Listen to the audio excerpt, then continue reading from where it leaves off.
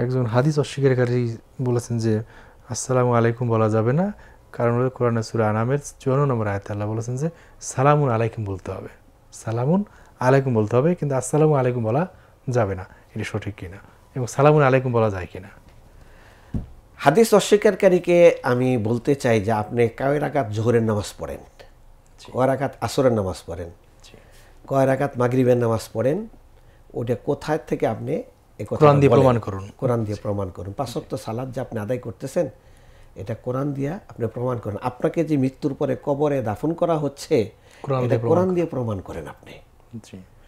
যাকাতের নেসাব যদি এটা কোরআন দিয়ে প্রমাণ, যাকাতের নেসাব কিভাবে আপনি মেইনটেইন করবেন বা নির্ণয় করবেন কোরআন দিয়ে আপনি প্রমাণ করুন।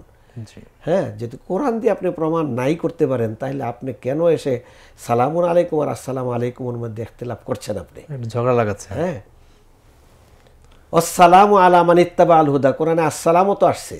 জি, আসসালাম শুধু সালামও তো বলা যায়, শুধু সালামও তো বলেছে।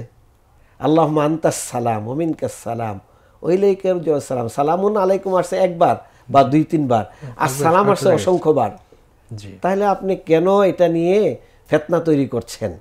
আপনি হাদিস অস্বীকার করেন, সেটা আপনাকে আল্লাহ হেদায়েত না রাখলে সেটা আপনার ব্যাপার, কিন্তু আপনি অন্যকে কেন ভ্রান্ত করার জন্য দায়িত্ব নিচ্ছেন? আপনি আরেকজনকে পথভ্রষ্ট করার দায়িত্ব নেবেন না। ভালো করে জেনে রাখবেন, মান সান্না ফিল ইসলামে সুন্নাতান হাসানা ফালাহু আজরুহা ওয়া আজরু মান আমিলা বিহি ইলা ইয়াউমিল কিয়ামা। ইসলামে যদি একটা ভালো কাজের প্রচলন বা সিস্টেমের প্রচলন করতে পারো, তুমি এটার সব যেমন পাবা, এটা দেখে অন্যরা পালন করলে তার সব না কমে অনুরূপ সব তোমাকে দেওয়া হবে। আর তুমি যদি ইসলামে একটা খারাপ কাজের প্রচলন করে যাও, এইটা দেখে যদি অন্যরাও এই কাজটা করে তাহলে তুমিও তার পাপ ভোগ করবা।